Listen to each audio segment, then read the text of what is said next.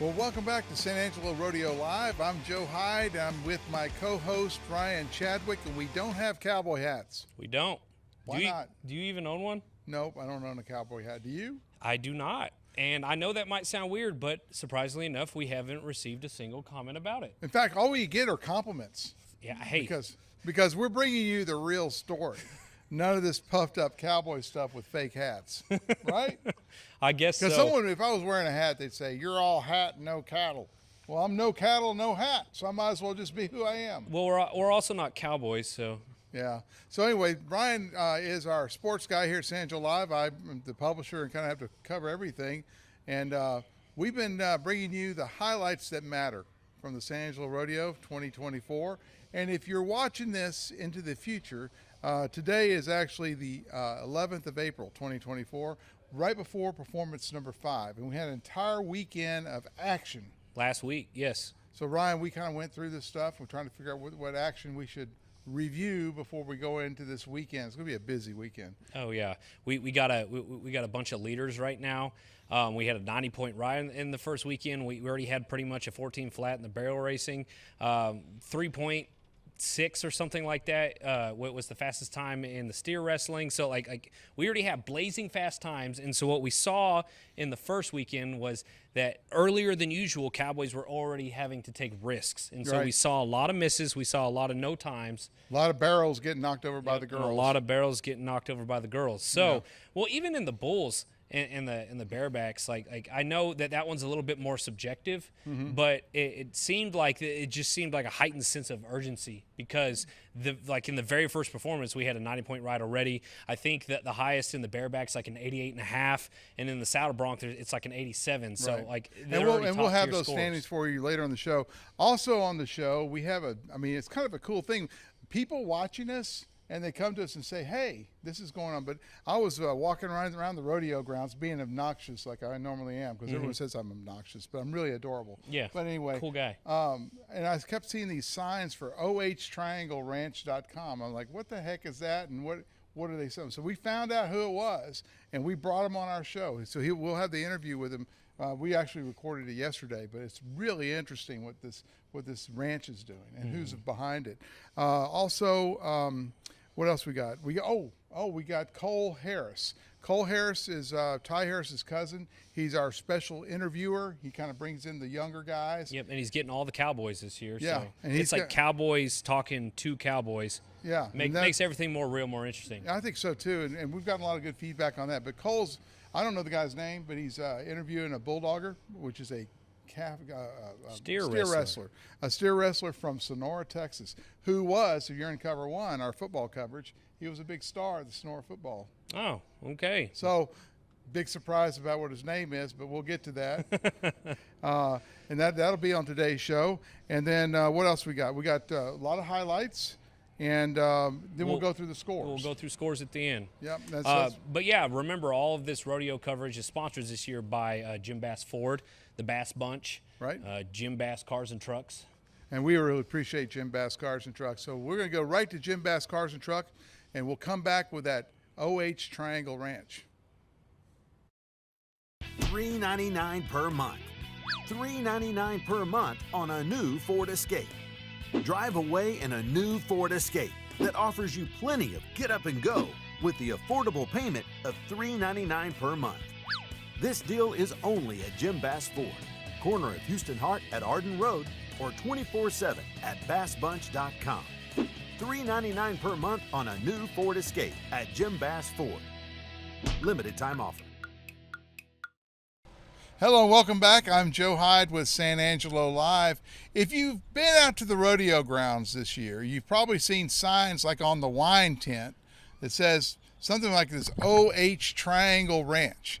And, you know, I saw enough of these signs out there. I finally started asking around, who the heck is OH Triangle Ranch? Because I'm not that much into the ranching world. I'm sure a lot of people know. But I found this man. His name is Ryan Akers, and he's with the OH Triangle Ranch, the sponsors of the wine tent. That's now, right. That's where all the girls are. They're at the wine tent, right? That's right. Yeah. Why did you? what kind of business is the OH? I mean, are you really doing business, or are you trying to sell things to consumers? It's a little bit. It helped gets the name out there and all that stuff, and also open up more avenues of business for our beef program and other parts of our business. Now, before the interview, you told me that you guys sell. You take a steer, and you, I guess, butcher it. Yeah, so what we do, we'll pick out our top steers. So out of all of our steers we raise on the ranch, most of them hit commercial stalker sales and throughout the state and here kind of locally. But the top end of those, we hold back and finish out. All right, stop right there. How do you figure out what the top steer is? The tallest one? Yeah, years of looking at them. Years of Really? looking at them. You watch them for when they're babies, you go, that one might be a pretty good one. You look at their bone structure, their frame, their shape, So what their would size. the USDA grade the beef at? If they were to, some of it might go prime. It's going to be high-end choice or prime, close to that. We raise ours. It's grass-fed, grain finished. So we keep them out on pasture, but we add some grain into there to help kind of put a little extra finish on them, a little extra flavor, and kind of clean them up a little bit, and just make sure West Texas doesn't get them too bad. And so. we've talked a long way. We haven't even told them what the product is. You make beef boxes. We sell beef. Yeah, we sell beef off the ranch there. So we sell But both. you sell direct to consumer. We do, yeah. We sell it locally here. We started off, the first thing we did was selling quarters, halves, and wholes. So what we do is we reserve butcher dates there at our local butcher in Mertzon, and we hold those dates ahead of time and dedicate certain steers to that. And then throughout the year, we sell those portions ahead of time to people who they'll put a deposit down, say they want a quarter or they want a half, or some of them get a whole. We had one guy, he bought 3 steers in 1 year. And so a quarter steer is the quarter of the meat. That's right, the total meat that'll come out of an animal, Yeah, excuse me, we're city folk. That's right? okay, that's okay. And that's the thing, you think about it, and a lot of people get, they're like, wait a second, I paid for a whole animal, and there's a lot that comes out of it. There's only so much that you can eat out of an animal, and so a 1,200-pound steer is usually what we take them in at, and then that breaks down, and then you wind up with what they say the hanging weight is, which is just the meat and the bones and whatnot, Right. and that winds up being anywhere from 680 to 720 pounds. And So then, about half. exactly, you lose about 40% is Okay. typically the average, Okay. and that's just hide, horns, hooves, all that stuff. And then after that, it breaks down from there. And then depending on how you want it cut up or ground up, you wind up with roughly 350 to 420 pounds of beef or so out of a full lamb.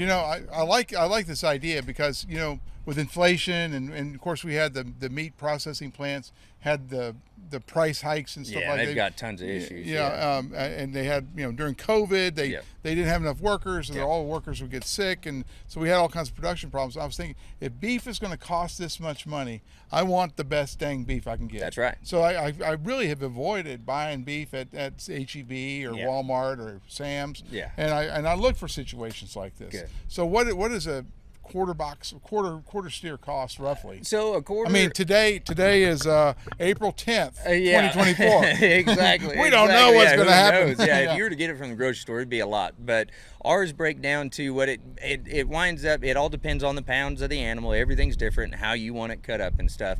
But altogether, a quarter will run you around $850. $780. And how many steaks? $850. How many steak dinners is that? You can get. You'll get possibly up to 7 ribeyes into a quarter or something like that, depending on how thick you wanted them. And then you got chuck roast. It all depends on how you want it. Well, how many steaks you got? Oh gosh, well it varies. It all depends on how you want them. Yeah, you'll get probably over 20, 35 steaks, something like that, depending. So it's really not that expensive. Not terribly, no. And you wind up with a lot of ground meat, which everybody likes hamburger, and you can use it for everything. So that's where everything extra goes. Okay. But, how long, when you put the order in, how long does it take to get reserved and all that kind of stuff? So it's immediate. So if you go on the website, you can click your way right through and put your $500 deposit down for any size portion, whether that all the way from a quarter all the way up to a whole. That holds your spot, and you're dedicated to that portion you've deposited upon. And then we butcher our steers in the fall. So our butcher months are in October, November, and December, and that's when they go into the butcher and get processed. And so how do you deliver it? Like dry ice? I haul it. Well, the beef, we'll haul it around in cooler packages. So you sell it locally? We do, yeah. We sell it locally, and we just got to the point we're getting ready to, and this is we're getting ready to catapult into coast-to-coast nationwide shipping here pretty soon. So that's kind of like the exciting part. It's going to be ranch to table. That's kind right. of thing. That's right. Yeah, and that's one benefit to Texas as a state itself. The Texas state certification on beef is equivalent right now to the USDA certification. Really? So that's what allows us to sell inside the United States, coast to coast. every state. Okay. So, yeah. All right. So how many? I mean, well, I was just the way I met you is your wife is a Sug. Well, she's part of the Sugg family. That's So right, so yeah. you married into the Sug family. I did, unbeknownst But to they're me, making yes. you work for That's it. okay. Yeah, that's all right. No, it's all for the greater good for all So of you're us, on the yeah. Sug ranches out here in Yeah, Mertzon? we live on the OH Triangle Ranch there, and that's where Robin Sugg keeps all of her cattle out there on that place. How many cattle? How many steers you got dedicated to the box beef? Currently, program? right now, we got 25. They're going to be held back this year, and so. And do you make more money on those steers than you would if you took them to the slaughterhouse? Boy, right now it's getting kind of tough. It's pretty high prices right now at the sale barn and stuff. But no, we still are able to clear all the expenses to get them to where they wind up in your freezer at some point. And do you have plans to increase the number that you would dedicate to this as demand increases? Yeah, that's the thing. It's a matter of supply and demand, and so the demand's going up. Obviously, people are getting more and more aware of what they're putting into their bodies, and so it matters more to them. And we get Right. people all the time that are Let's talk about that. Okay. What if I go buy a sirloin steak at Sam's? Yeah. What has it got in it? You have no idea. You have no idea. That's one of the biggest downfalls of the commercial beef market right now at most grocery stores, not all of them, but most of the big chains is that beef could have been from anywhere in the world. All they had to do was repackage it and it becomes a product of the United States. So it could have been drinking Really? sewage water down in Brazil and been shipped up here and finished out, and grown. It could be 8 years old. You have no idea. And our animals are definitely not that. But Right. Well, you have your brand on them all the way through. That's from- right. So, from manufacturer, exactly. growing all the way up to sale. That's right. And we're hands on. I So, mean, so that's one of the reasons why that's why I kind of wanted to. Yeah. Yeah, Well, people have wised up, thank goodness. Yeah. People have done their research and they found out, no, it's not as good as it could be. Yeah, it looks great and there's a lot of stuff, but there's hormones in them, antibiotics. You have no idea what kind of vaccines they've gotten. You have no idea what they've been eating. You have no idea how old they are, anything. And so. So you could buy a quarter and put it in your freezer, and that's your. You could eat on that for 6 months to a year. Exactly. Some people, depending on how much beef you go through on a regular basis, some people buy a whole steer and that lasts them a year. Some people buy a quarter and it lasts them a whole year. All right, so we're on the rodeo show, so Yeah. we had to talk rodeo. Okay. All right. So you were a rough stock rider. You rode bulls. You rode saddle bronc and bareback. Yeah, mainly bareback, but yeah, I dabbled in all three of the fun. Did you ever get on the PRCA circuit? Or No, did you I tried hard, but people don't realize how tough it is. So they really ought to have respect for every guy that's entered in this. So thing, why and is it every so gal. tough? It's just very difficult. A lot of competition, and you got to stay physically healthy long enough, and you got to pay for enough, and you got to win enough. If you don't win enough, you don't get to stay on the circuit. Right. And that's one of the biggest challenges of rodeo is that nobody's, you don't get a salary. You get paid what you win, and that's it. And if you aren't winning, you aren't playing. And no one wants to So sponsor you that's either. Yeah, that's right. That's Yeah. right. You got to be able to earn sponsorship. Because we interview these guys, and they got all these brands on their Oh sleeves yeah. right If here. you're going to be on TV, you Yeah. get somebody thrown behind you to help fuel you down the road and stuff. But yeah, I tried real hard at that. I didn't cut it, but I had a lot of fun. I met a lot of great people and got to see a lot of neat places. And you grew up in California. I did. I grew up on the west coast of California, and there's some of the Sugg family out there, and that's kind of how I met my wife. And You told me it was on a blind. it was date. on a blind date, yeah, in college. So you were freshman year. you were totally not going to get married.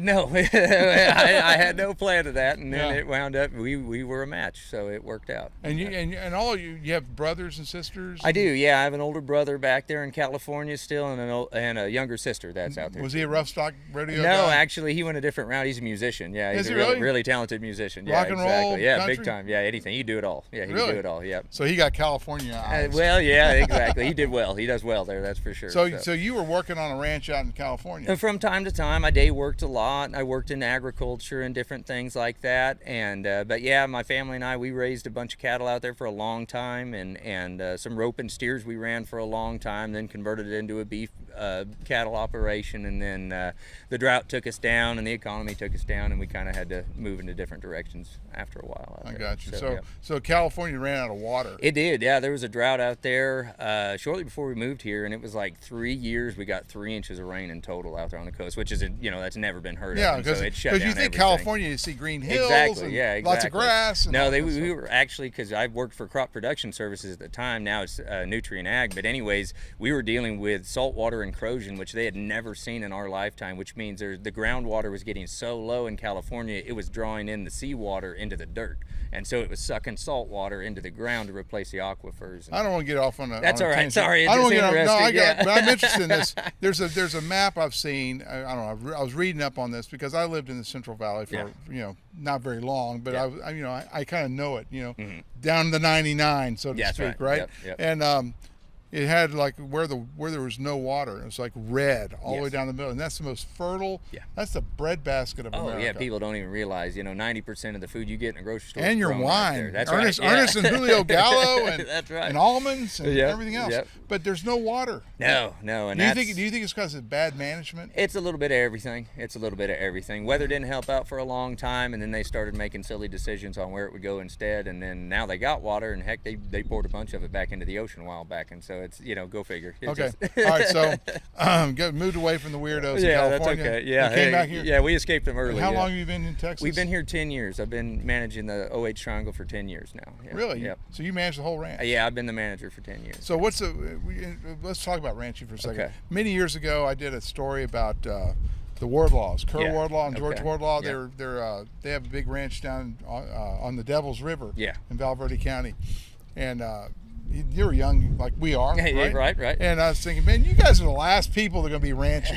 And so the title of the big piece was "Ranching's Last Stand." Oh wow, that's good. Anyway, they talked a lot about goats and that kind of thing, things that were indigenous, not indigenous, but you could raise on dry land. Yeah, basically. easily. Yeah. So how in the heck are you raising cattle out in Mertzon, Texas? Believe it or not. Was it the California drought that trained you? Yeah, I got trained for desert. Yeah, exactly. No, but it was really just good genetic choices, and not only that, but the herd's been there. The herd that these cattle are coming out of had been on that ranch closed in for the last 80 years or so, close to it. So, are you serious? Yeah, more than that. So like since that'd be back 1940. It was right. It was after World War II. Mr. Sugg, Andrew Sugg Jr. He wound up reinvesting in the cattle herd after he came back from the war, and he bought a bunch of registered Hereford cattle, and he ran for a long time. He told me at one point in time he had 3,500 head of registered mother cows on Mertzon land. Yep, exactly. I mean, that's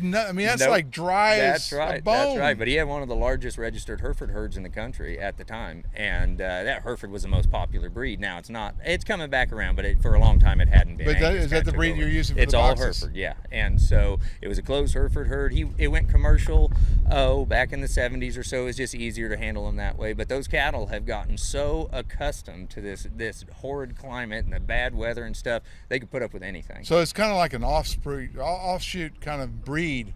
In a way, because that same cow in East Texas where it rains all the time, would it be different? They would have longer feet. I know that much. Yeah. But no, and that's the thing we sell, because we also raise registered Herefords, high-end registered Herefords for seed stock and breeding purposes, and we sell a lot of bulls all over Texas. And so we have a bunch running down in South Texas. They do great. I always just laugh and tell everybody our cattle only improve when they leave our place because it's so dry up here, know. And so it's always a better life somewhere else. It's kind of like ad sales in San Angelo. Okay? It's really hard to sell advertising in San Angelo. I can imagine. And I went to the Dallas Morning News for a while. I was the top salesman in like 2 months. You had to work hard, yeah. I mean, like everyone's like, yeah, we want to buy something. Exactly. But here it's like, well, let me think about it. Yeah. No, exactly. That's the same exact thing. These cattle, it's amazing. I always get growing up, like you said, on the West Coast, it's easy out there. I mean, the grass is a mile high most of the time. You don't have to try. I mean, they don't really have to feed their cattle. Out here, you got to budget in a lot of that stuff, and it makes it tough, especially if you're trying to do good, not just keep them alive. But, I mean, you'll see these cattle, and even the prickly pear, when it's just right, they figured out how to eat the prickly pear without getting the stickers in them too bad. And so, yeah, they'll sit there and eat the paddles, and it'll be funny. It'll be tall grass, but if those cactus are just ripe, there'll be a whole group of cows just mowing one plant down. All right, so as the manager of this gigantic ranch, how many hours in the saddle per day? I wish it was more in the saddle if we could. Unfortunately, it's in a Ford saddle these days, and so you drive around a lot to cover the mileage. But no, it's a big old place, and so say come wintertime, we got to turn off all the windmills before a freeze comes through. If you got to do it by yourself, to all 26 windmills and back to the house, it's a 100-mile loop. So that's on a horse? No, in a truck. Yeah, if truck? you did it on a horse, it'd take you a Ford week truck? or so. This one is, the one I was using. Because Ford's sponsoring the show. Well, perfect. Yeah, no, they're great. Yeah, exactly. Yeah, we could use a new one. Yeah. Jim Bass Ford has a whole bunch of them. I bet they do. Good. That's awesome. Yeah. So, are you plan on? Are you going to keep doing this and stay here for a while? That's our plan. That's our plan. I mean, it's the ranch has been here over 100 years. Hopefully, it's here for 100 years more. You know, and it takes a lot of hard work and a lot of just striving and trying to diversify and find every aspect we can fill in our local community here and see what the community needs. And ironically, beef happened to be one of the things. OH Triangle Ranch. OH Triangle Ranch. Yeah. And what's the website? Website is ohtriangleranch.com. Like you just an O and an H? Yep, an O, an H, a triangle, or the word triangle, and .com. Yep, that'll get you there. And you can get there and you can peruse how to do things. You have an e-commerce thing That's on right. there. That's right. Yeah, you can go through and see. You can go through our whole bull lineup that's coming up. Any heifers we have for sale, steers we're going to consign around the state. It's kind of like choosing a golden retriever for a pet. Yeah, it kind of. Can you name your steer? Oh, if you want to. I mean, that's up to you. I might. You probably don't want to do that. I won't put it on his name tag. Yeah, no, exactly. But and that's the hard part, And a lot of cattle that get put into stores that you wind up seeing on the shelves, they don't get treated real good. But we really take our time with ours, and we found that our beef winds up being much better, much more tender if these animals are under a really low stress environment and they don't get stressed out. They get calm. We hand feed them from the time we wean them, which is about when they're 6-7 months old. And they can roam around 28 windmills. Exactly, as far as they want to go. Yeah, we keep them about 1,000-acre pasture, and that's what they get raised up on. And then they come in every day for a little bit of feed and some water, and we look over everybody, make sure everybody's okay. But we don't, outside of the initial vaccines that keep them healthy in this rough terrain and climate and stuff, they don't get anything. And if anybody gets sick, gets an antibiotic put in them, they're out of the lineup. They don't get to go to the butcher group. Okay. So we're very strict on how it goes. Right after we leave here, we're going to show them the video. Okay. You got a little short 1-minute video. Yep. Beautiful ranch. Thank you. Beautiful ranch. I wish it would rain and be even more beautiful. You ought to see it when it's green. Yeah. It's trying. I have a leak in my roof back in the office here in town, so I don't want it to rain. But, yeah. Well, anyway. We'll take a little. I'll come patch your roof. Yeah. But anyway, this is Ryan Akers. He's with the OH Triangle Ranch. They're selling beef directly from the rancher to the consumer. That's right. And they call them beef boxes. That's right. Yeah, we sell beef boxes too. It's a little bit more economical than going in for a quarter, half, or a whole. $120, $150, you get whatever steaks and some ground beef that you'd like, a month's worth of beef or maybe more. So this is a different product. Yeah, so that's something we just did recently. We found that it was just getting too difficult for somebody to, they couldn't put down $500 on a quarter. Yeah. And $700 for a quarter. That's a lot. Right? That's a lot of money for anybody right now. And so, the beef boxes were a much more economical way for somebody to get a hold of really good, high-quality beef in the portions they can afford at the time. So that's something we've done, and we've made a variety of boxes depending on how many cuts we've got. There's grilling boxes that are mainly barbecue items. There's hamburger boxes, taco boxes where you got flank steaks and all kinds of stuff. That's cool. And so if people check out the website, they can see kind of what we got going on. ohtriangleranch.com. Yeah. Ryan, thanks for coming on. Let's watch the video. You bet. A lot of people say you wouldn't do it if you didn't love it, and you absolutely have to love it. Over 100 years of blood, sweat, and tears, and we're still bleeding, we're still sweating, we're still crying. Maintaining that fire inside of you to see improvements, to see success year after year, it drives you, it pumps you up, it makes you want to keep doing it. And then it takes every ounce of you dedicated to it for it to work properly. That's what you have to give, and you got to be willing to do it. Our main objective is to improve the beef industry as a whole, with our input being a positive influence towards it in every aspect.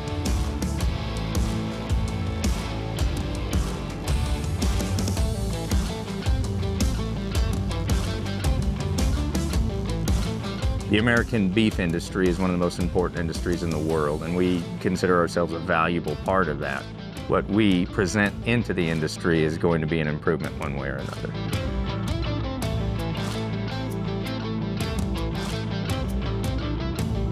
On the OH Triangle, we strive to produce the best possible product and something that's holistic and healthy for your family. There's no added preservatives, there's no added hormones, there's no excessive antibiotics. In fact, there's no antibiotics in any of our beef. We hand select each one of these animals, and so the product that winds up on your plate is the best thing we could possibly produce for you. Our name's behind it, and it's got to be good.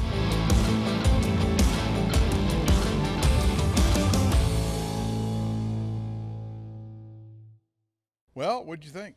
I mean, it was a really interesting interview, especially considering it's a really big name in West Texas, and some people just don't know about him. Like the family name is, a lot of people don't know the Suggs are behind a lot of stuff here in town, but he really is he's a rancher's cowboy. Well, and the fact that they've turned it into, I wouldn't call it like is it meat processing? Like, well, like I know you can buy a steer, but like that's interesting, right? Like. There's no middleman there. You just buy it straight from the Cowboys. And he's selecting the best steers from the herd. So, and the other interesting thing was he said, all right, well, we could do up to a quarter steer. And then he said, then we came back and we made these little smaller boxes. So they're making, I guess a little bit higher margin there, but it makes it affordable for just about everyone to get into, truly, I guess, organic, I guess as we say, healthy meat. Well, not only that, it keeps the West Texas tradition of cowboys alive. Like if they're doing well, then other cowboys will probably be doing well too. All throughout COVID, one of the big things was how much it costs to process meat, and that's what's driving up the cost of meat, and that and Joe Biden, they're driving up the cost of meat in the grocery store. But anyway, I'll stay away from politics on our show. Shouldn't I? I mean, I guess I probably should. Sorry, Democrats. You are in West Texas. Let's just put it that way. Anyway, we'll go into rodeo highlights. What's what we got first? I mean, we could talk about the timed events. Specifically, let's go into the barrel racing. But remember, all our barrel racing coverage this year is brought to you by Texas Angels Boutique. It's a great place where guys, if you're looking for a gift for your girlfriend, a wife, fiance, whatever, if sister, these ladies are looking for rodeo gear, they got a bunch of different options for jewelry, clothes, and what else, Joe? I don't know. She's trendy. I just know that the girl that runs that place, Evan Berry Hill, is the trendiest fashion person I know in San Angelo. So if you haven't stopped by to see the Texas Angels Boutique, the good time to do it is this weekend on Saturday. She's having a 1-year anniversary of being in that building. That's the former Stengo's Coffee Shop, and it actually still has the coffee shop sign on the outside. I said, why don't you take that down? She goes, no, it looks too cool. And it brings in a little bit of business for people thinking that they're going to get some coffee. They walk in there to buy coffee. They end up buying a turquoise bracelet. Yeah, so. But again, there is a sale on Saturday to celebrate that 1 year. 221 South Chadbourne, Texas Angels Boutique. And with that, let's go right into barrel racing. Okay, so we had some blazing fast times in the first weekend. Today we're going to talk about the Donna K. Rule. She not only has the fastest time in the rodeo, but she also leads the average. She ran a 14.08 in Performance 3, I'm pretty sure. It might have been Performance 2, but I know it was on Saturday. But she's been at this rodeo before. She's led this rodeo before, and we'll just kind of see how the rest of the rodeo goes to see if she can kind of hang on to that spot. What I expect is going to happen this week is that we're going to actually see our first rides in the 13s as these cowgirls push their horses harder and harder. We're also going to see even maybe Donna K. Rule. She might knock a barrel over or something, like later if she makes all the way to the finals. But well, she doesn't have to ride again, I don't think. Yeah, like if her score holds, she'll make it to the finals. Yeah, and she'll definitely make it to the finals. And the thing to realize, even though she did a 14.06, in the second round, the finals, she could go in there and do like a 19.5 or whatever and not win anything. And not win any money, yeah. That's just the way it goes. I mean, the prelims are the prelims for a reason. But, yeah, so like from all our timed events, I expect something big, but specifically we wanted to highlight. Usually after the first weekend, they're trying to be 14.5. Now they're trying to be 14. Usually by the last weekend, they're trying to be 14. So that's what's going on there, and that's why you'll see a lot of these barrel racers knocking over barrels. Yeah, but we'll go straight until the bull riding after this because I know that's what most of these rodeo fans care about. I know it's my favorite event, but we had a bit of a kerfuffle, a scary moment. You called it a kerfuffle now too? I guess. Kerfuffle, yes. We can't really say the guy almost died. We have to say kerfuffle. But it was right after there was a big technical malfunction where there was because this year we have a big camera that kind of like hovers over the entire arena. And it's that new. broke. It's on a big boom. Like imagine this boom, and it fell. Yep, it broke.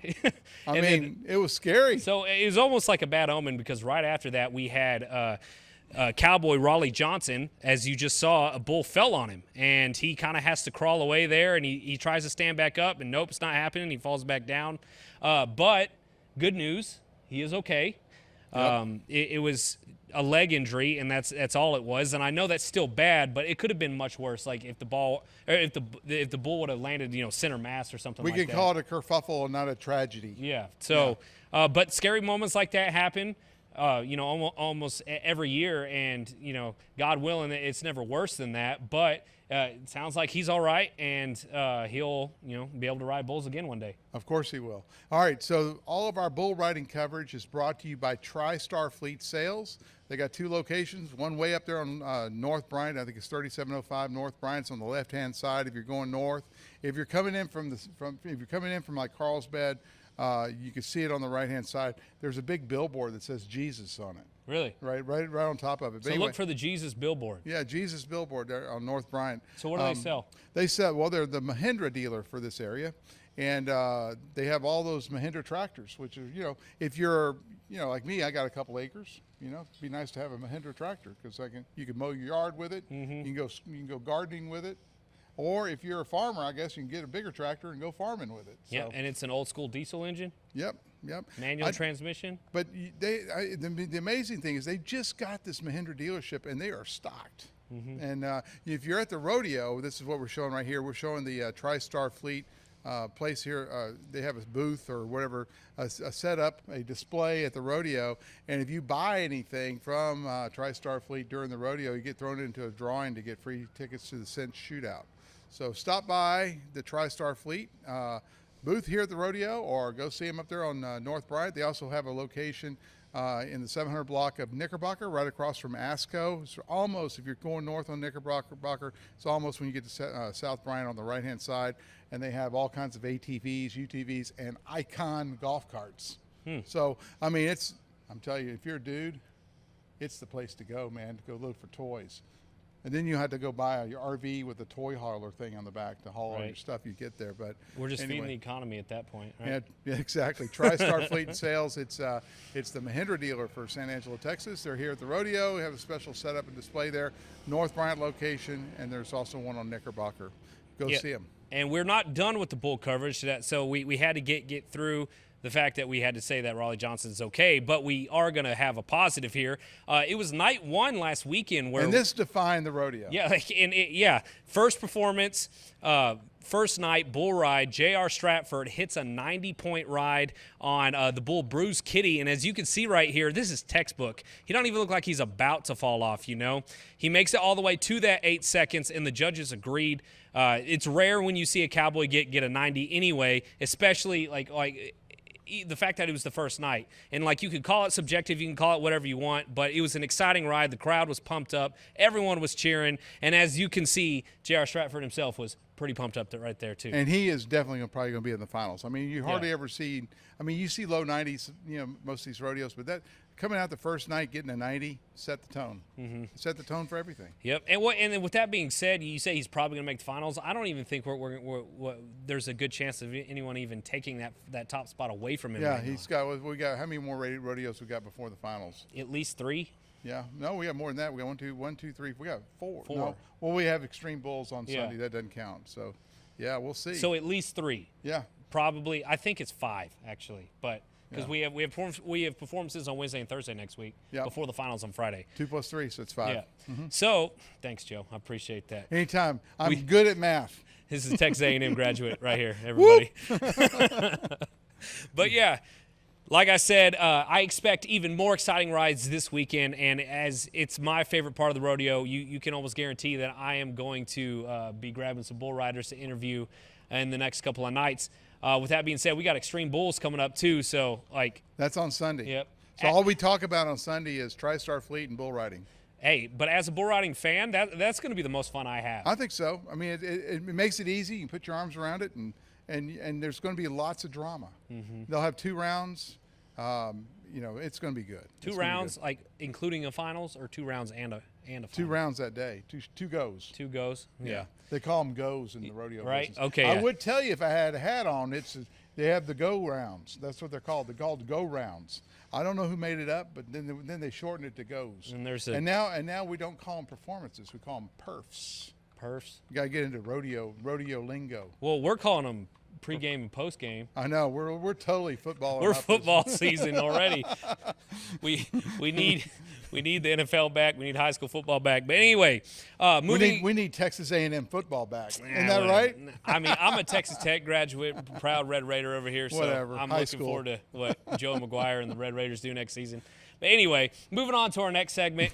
We got a guy, Cole Harris, cousin to Ty Harris, native of San Angelo. He's been sitting down with Cowboys the last couple of weeks and just really getting into what makes these Cowboys tick and like what it's like and their thoughts and feelings about their event, their sport, because that's what it is. And he's given us access to a side of this rodeo that you really don't see, because it really is about these guys that are trying to make it in the rodeo business. More entries. I mean, they have like 1,200, young adults show up here to try to make it into the rodeo business. And like you heard with Ryan Akers over there from OH Triangle, he tried to get into bareback or saddle bronc riding, and he couldn't do it. Right? Yeah, it's hard. So this rodeo is where a lot of guys get their first break.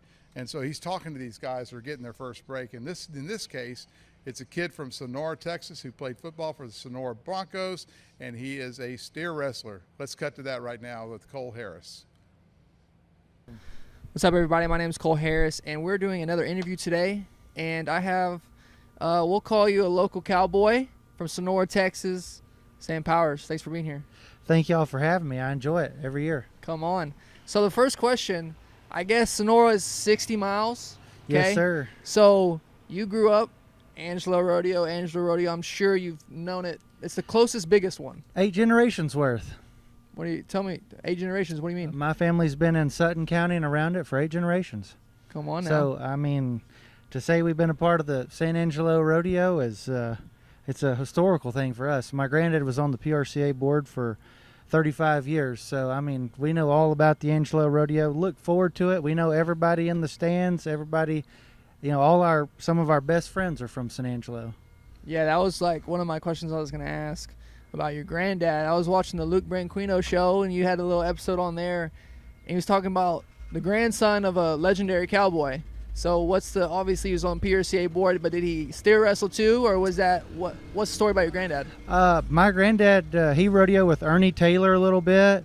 He team roped with Arnold Feltz. He hazed for my dad, Steve Duhon, Mike Smith, Jason Miller, pretty much anybody that bulldogged from the 80s through the early 2000s. Mickey G, I believe hazed for 4 or 5 world championships.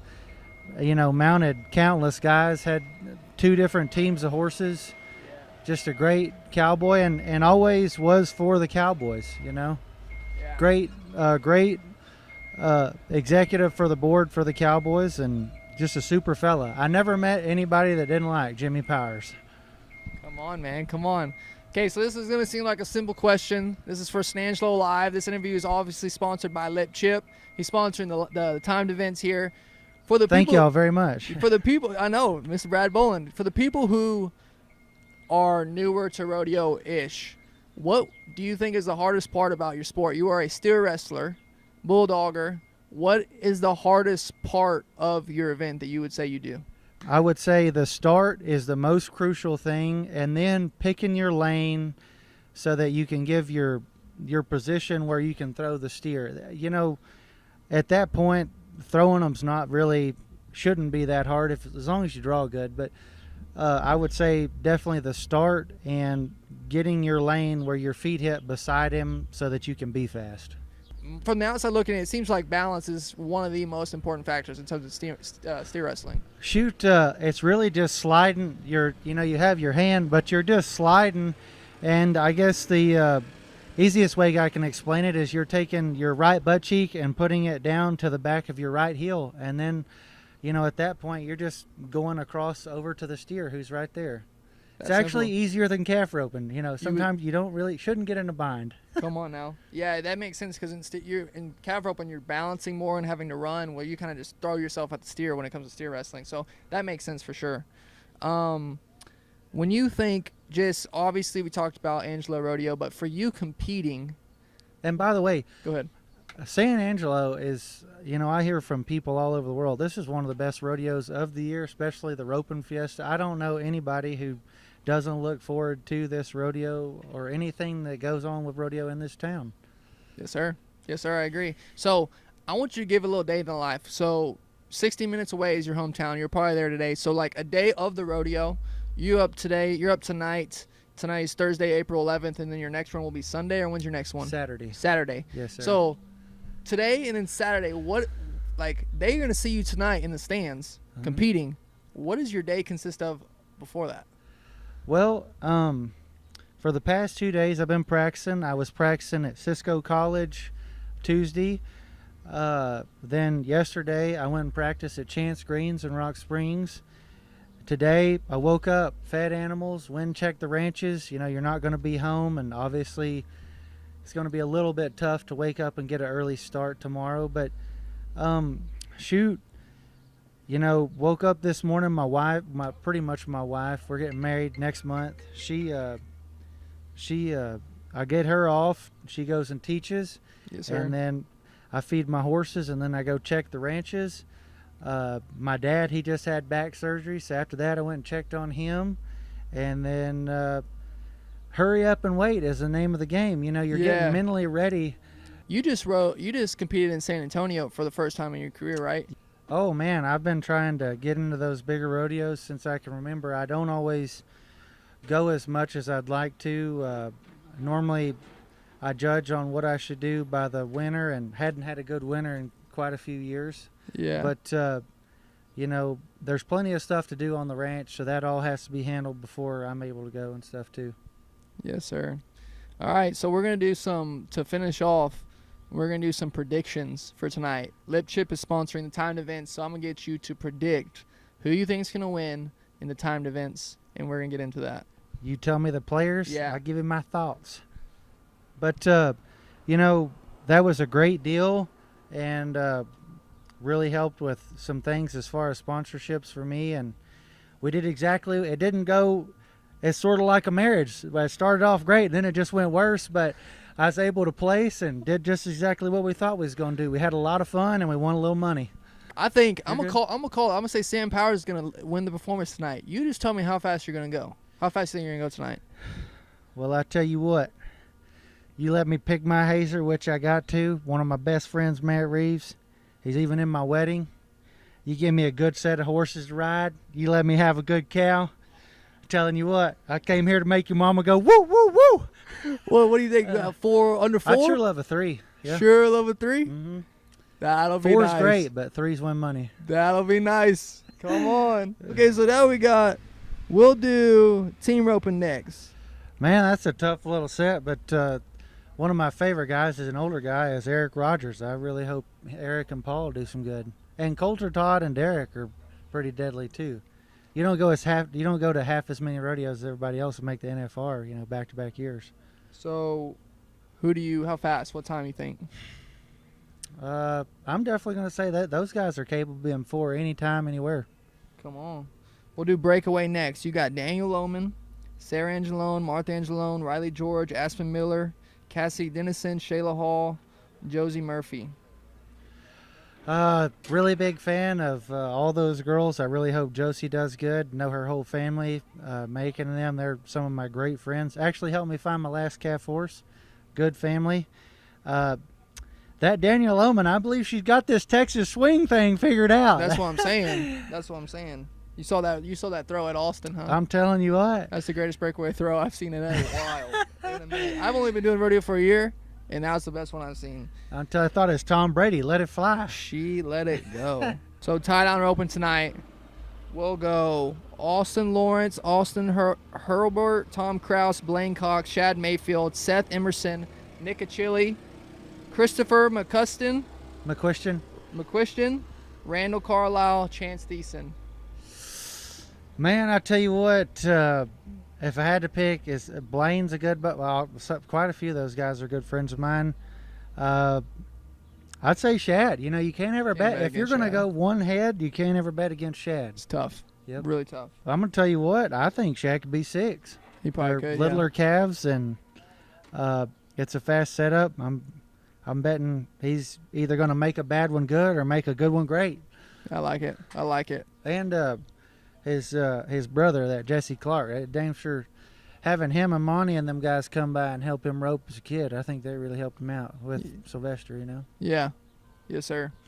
Well, I appreciate doing this interview, man. It's going to be exciting. I'm excited to watch you tonight. Thank you guys very much. I don't always do good, but I always give everybody something to see. And I'd like to thank my sponsors, Grogan's here in San Angelo, Texas, and Capital Hatters in Stephenville, Texas. And I'd like to thank my family and my friends and everybody that helps me do what I love and get down the road and keep my head up and, you know, my hat pulled down. Yes, sir, 100%. Well, tonight, make sure you look out for Sam Powers. He's going to be up tonight at 7:30, San Angelo Stock Show and Rodeo. It's going to be an exciting one. Make sure y'all get there. We'll see you then. Thank you, guys.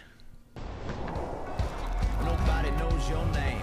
Nobody knows your face. Everybody counts you out long before you start that race. You can let them place their bets. Let them laugh and drink their wine. Let them eat their words when you're first to the finish line. Today's your day in the sun. You're rolling like a young gun. Now it's your time to ride. Let your dark horse run.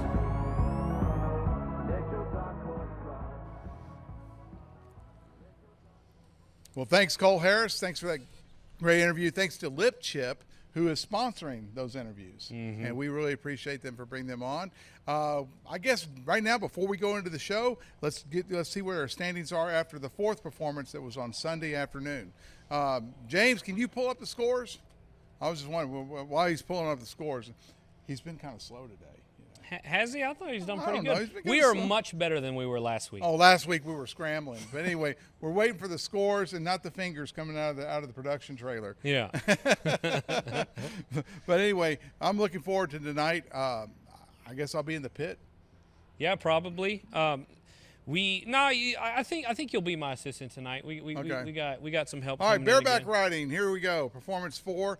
I can barely see that, but you can see we got bareback riding here. Steer wrestling, we got Matt Reeves still leading the average at 8.4, Cole Walker at 8.7, and Trevor Nelson at 8.9 coming in third. That one's going to be exciting. And remember, these are average leaders, not single runs, because 8.4 would be pretty slow. Moving on, we have team roping, the team of James and JR. They are leading everyone at 8.7 seconds. Then we got Shay Carroll and Jace Helton at 9.4. That's another one that is going to be interesting if we can see anyone match that. All these timed events are exciting this year. In the saddle bronc, we got Lefty Holman. We had an interview with him last week. Go check out sanangelolive.com to watch that interview again. He has an 87, followed by Court Shear at 86.5 and Tyrell Roberts with another 86.5.